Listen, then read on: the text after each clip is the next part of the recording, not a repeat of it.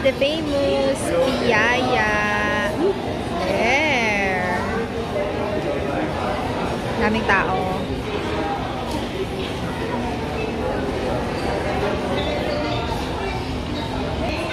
So, naka-waiting kami.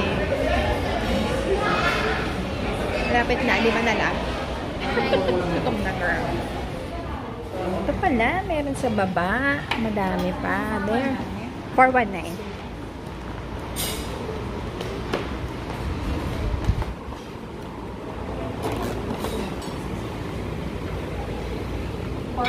For 600. For the menu, this kind of QR code. Wi-Fi, we have Wi-Fi. Sige. Okay.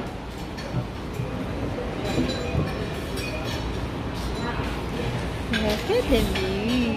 Buti dito. Oo eh. Buti nga eh. Sarap ang kamay.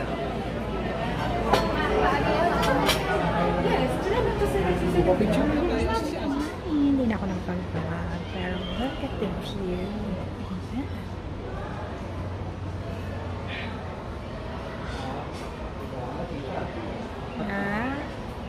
Ang hirap pala ang hirap pag-picture kasi against the tayo. Hindi pala tayo makakapag-picture na yun yung background. Wait lang. Bill out na. Yes! Yan, paakyat kami. Pero dito kami kasi sa baba na side.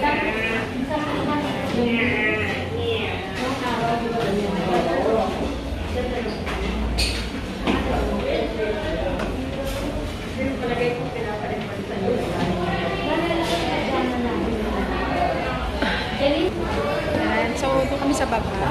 Kunin lang namin yung take-out ng Piyaya.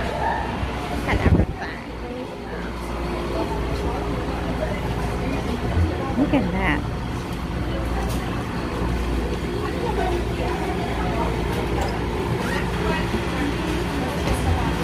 Excuse me.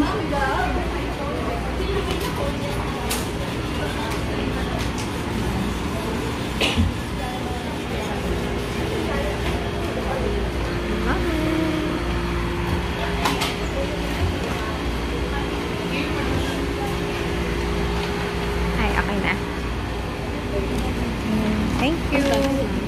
Thank you. So, yung Cecilia's Tabaran, mag-take up ko. Bigyan naman yung pie. And then, uuwi na. Napakainit. Yeah, yun lang. Nag-lunch lang dito. And then, uwi na. Ang init kasi grabe. Ang sasakyan na nararamdaman mo yung parang heat wave. Heat wave. Parang gano'n. Sige, makakanan tayo. Ito na pala. Lapit lang pala. Dito sila sa Cecilia's Bukopay Restaurant. Cafe and restaurant ba yun? Asa na? All day breakfast and restaurant. Ayun. Ayun. Ganda, diba? Uy, kung gusto nyo dyan anong tawag doon? Dessert. Diba? Eh, kaso pa, antok na si Asis. Ito, oh. Si John D, yung ube daw. Anong ube? Buko pa yung ube. Ano ko sa kanya? Ube, buko pa. Hindi pa ka masarap ang buko pa dito. Ube. Ayan!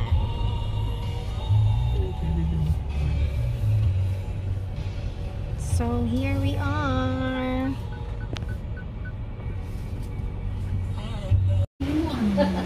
Meron pala sila. Pero dito lang kami. Ito yung Cecilia's. Tapos ito na yung pasalubong area nila. Kuha tayo ng Kuha tayo ng basket. Charot. Kala mo naman maraming kukunin. Charot.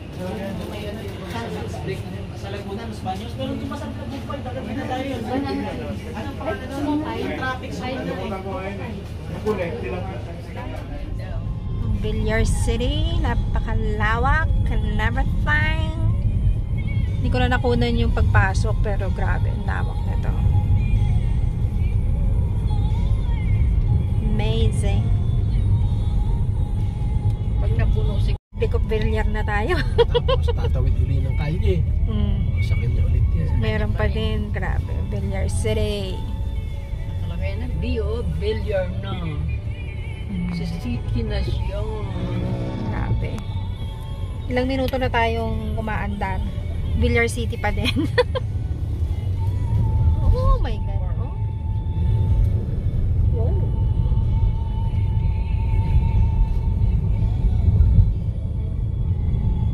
Bagong gate na to. Ito na yung residential. Parang na dito. Buti pwedeng dumaan dito, no?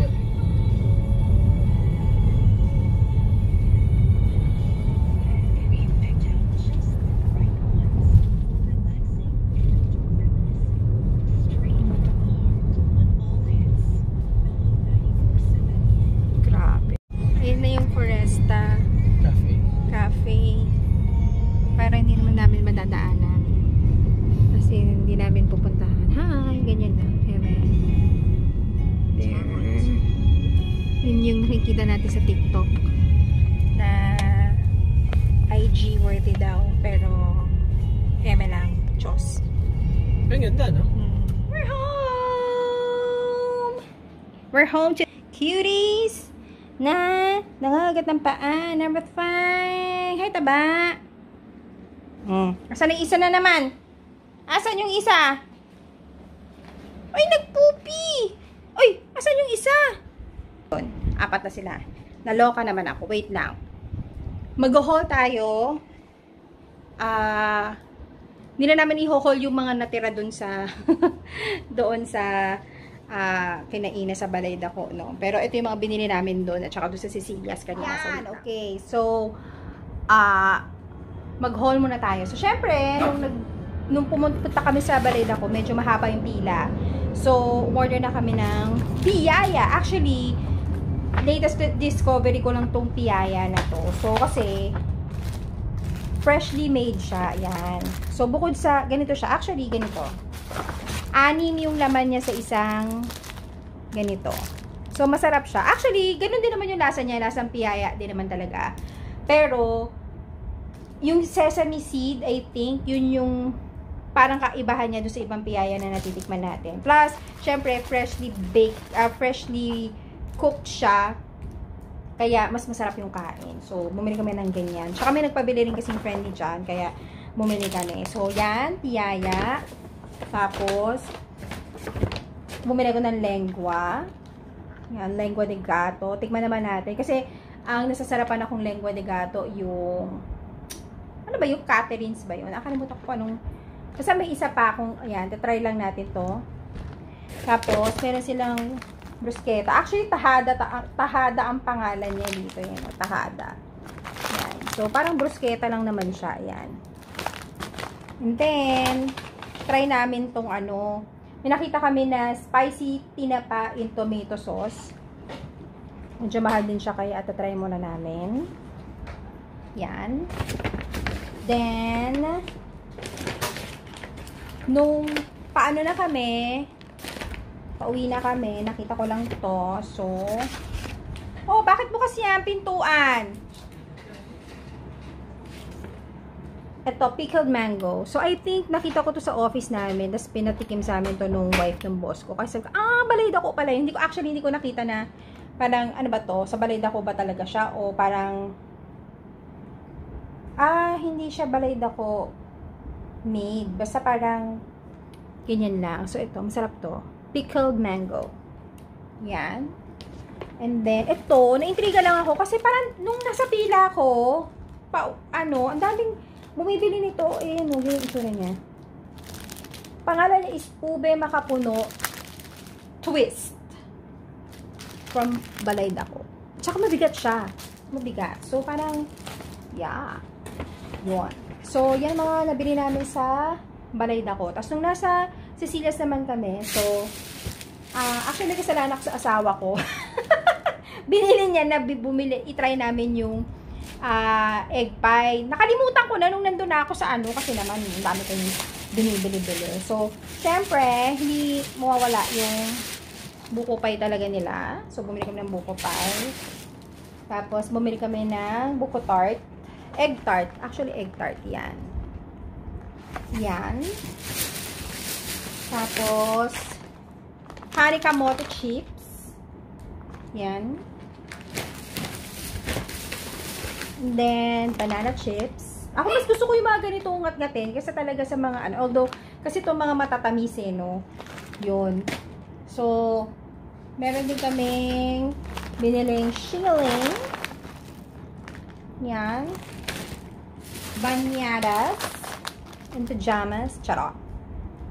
And then, ito, masarap to. Ano ba tawag to? Makapuno with buttermilk. Sarap to. Parang pag inumpisa mo to, tuloy-tuloy na. Girl. Parang bet na bet mo na siyang lapangin ng sunod-sunod. Ngayon pa ba?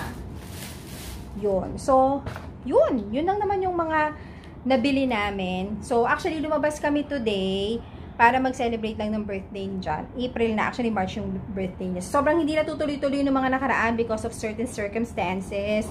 So, ngayon pa lang kami natuloy. Hindi kami natuloy nung una. Bakit nga ba? Kasi for some reason, merong day na umulan 2 weeks ago? Parang, hindi, a week ago. Tapos, grabe, bumaha doon sa kusina namin. Saglit na saglit lang umulan. So, ibig sabihin sira na yung, ano namin, yung bubong namin. Tapos, nung, pinapunta namin dito yung gagawa. So, that week yun. So, hindi kami natuloy yung supposedly weekend na yun. Tapos, na mahal na araw na, diba? Tapos, itong week na to kami natuloy kasi naayos na siya. Yun. Para din may kasama din yung mga dogs. So, yun lang. Nagkakagulo po mga bata at kinakagat nila ako sa paa. Girl! So, yun. Yun lang naman ang day natin today. So, sana marami pa kaming mga biyahe-biyahe naman this year. Kasi for the last how many years from pandemic, so, wala na kaming nagawa. Parang sa bahay na lang kami forever. Parang ganun. So, yun. Yun muna ang vlog natin for today. And, I'll see you on my next vlog. Grabing oily ko, diba? Pero ang ginamit ko lang dito sa face na to is yung O2O na Shine Eme. And by the way, hindi pala check. Yan. Yan ang outfit check natin. So, yun. Okay, so, thank you so much for watching and I'll see you on my next vlog.